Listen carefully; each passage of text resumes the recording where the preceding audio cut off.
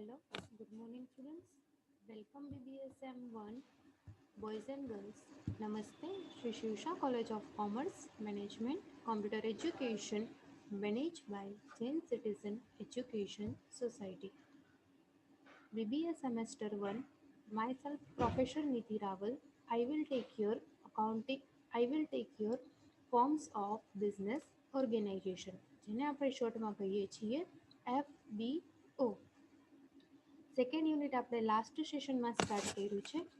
કેટલા આપણે second યુનિટ્સમાં topic જોયા એક વખત જોઈ લઈએ. સેકન્ડ યુનિટ આપણું છે સોલ પ્રોપ્રાઇટરશિપ એન્ડ પાર્ટનરશિપ. એમાં આપણે જોયું ઇન્ટ્રોડક્શન, મિનિંગ અને ડેફિનેશન. એના પછી લાસ્ટ સેશનમાં આપણે ડિસ્કસ કર્યું છે કેરેક્ટરિસ્ટિક્સ અથવા ફીચર ઓફ સોલ પ્રોપ્રાઇટરશિપ. એમાં ફર્સ્ટ છે capital contribution, second management and control, third, unlimited liability, fourth, limited area of operation, fifth, free from legal formalities, sixth, distribution of profit, seven, flexibility in operation, eight, no separate entity, nine, discretionary starts and end, 10, trade secrecy અને 11, personal relations. આજે આપણે discuss કરવાનું છે advantages of sole પ્રોપ્રાઇટરશિપ. કયા કયા એકાંકી પેઢીના benefits છે, ફાયદા છે, આપણે ડિસ્કસ કરવાનું છે. એમાં ફર્સ્ટ આપ્યું છે આપણને ઇઝી ફોર્મેશન. એમાં જોઈએ formation of sole proprietorship is quite easy and simple. No complex procedure is needed to be followed or legal formalities to be fulfilled. એનો ફર્સ્ટ એડવાન્ટેજીસ છે ઇઝી ફોર્મેશન, કે એમાં કોઈ પણ કાયદાકીય પ્રક્રિયા કરવાની હોતી નથી. Formation of sole proprietorship is quite easy and simple. Easy અને સિમ્પલ છે ફોર્મેશન પ્રોપ્રાઇટરશિપનું, એકાંકી પેઢીનું, કે એને ગૂંચવડા ભરી કોઈ લીગલ ફોર્માલિટીઝમાં એને અંદર ઇન્વોલ્વ થવાનું હોતું નથી. No complex procedure is needed to be followed or legal formalities. કોઈ પણ કોમ્પ્લેક્સ એટલે ગૂંચવડા ભરી કોઈ પણ પ્રોસિજરની એને જરૂર હોતી નથી ટુ બી ફોલો કરવા માટે, ઓર લીગલ ફોર્માલિટી ટુ બી ફૂલફિલ્ડ, અને કોઈ પણ લીગલ ફોર્માલિટીઝ એને ફૂલફિલ કરવાની હોતી નથી.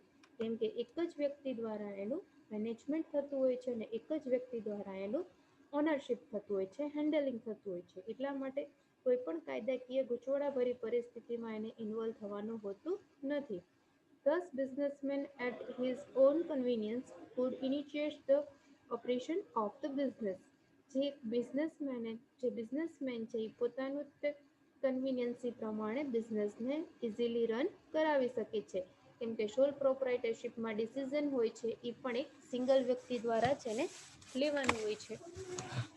એટલા માટે એને કોઈ પણ ગૂંચવડાભરી પરિસ્થિતિમાં ઇન્વોલ્વ થવાનું હોતું નથી. એના પોતાના અલગ સ્વતંત્ર જ ડિસિઝન હોય છે.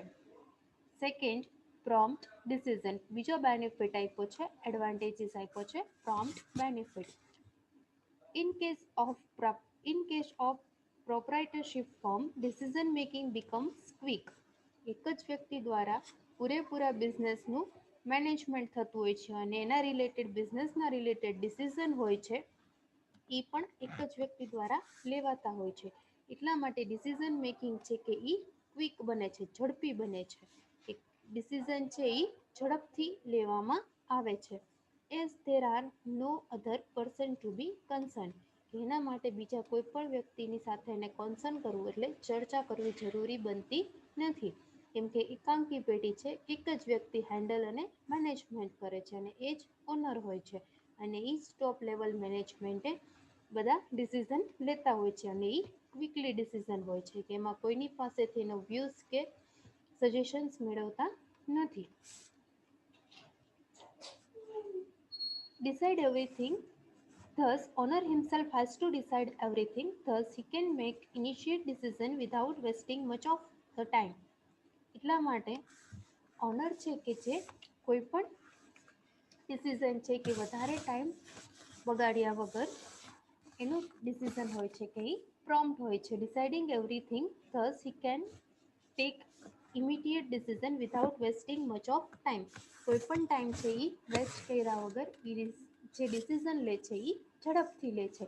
કેમ કે પોતાનું ફોર્મ છે એકાંકી પેઢી છે, એક જ વ્યક્તિ દ્વારા એનું હેન્ડલ અને મેનેજમેન્ટ થતું હોય છે, એટલા માટે ડિસિઝન પણ વેસ્ટ ઓફ ટાઈમ એટલે ટાઈમ વેસ્ટ થતો નથી. ઝડપથી તમે ડિસિઝન લઈ શકો છો. આ એનો બેનિફિટ છે. Decision pertaining to purchase, sales, pricing, credit, policy, discount, etc. are taken within no time in case of sole proprietorship. શું કહે છે કે ડિસિઝન જે છે શેના રિલેટેડ હોય છે? કોઈ પણ મટીરિયલ પરચેસ કરવું હોય અથવા કોઈ પણ પ્રોડક્ટ સેલ કરવી હોય, એની પ્રાઇસિંગ શું છે, એ પ્રોડક્ટની પ્રાઇસ શું છે, ક્રેડિટ પોલિસી કેવી છે, ડિસ્કાઉન્ટ કેવી રીતે પ્રોવાઈડ કરો છો, આ બધા જે ડિસિઝન હોય છે કે આર ટેકન વિધિન નો ટાઈમ, તો એમાં કોઈ ટાઈમ લાગતો નથી. ઇન કેસ ઓફ સોલ પ્રોપ્રાઇટરશીપ, કેમ કે એક જ વ્યક્તિ હોય છે કે એ ઝડપથી પ્રોમ્પ્ટ ડિસિઝન લઈ શકે છે અને એને બીજા કોઈના ઓવરવ્યૂ જાણવાની અથવા સજેશન મેળવવાની જરૂર રહેતી નથી. થર્ડ પોઈન્ટ આપ્યો છે incentives for hard work. More he work better he would be rewarded. જો એ વધારે પ્રમાણમાં વર્ક કરે છે તો એને એનો વધારે બેનિફિટ્સ રિવોર્ડ્સ મળે છે.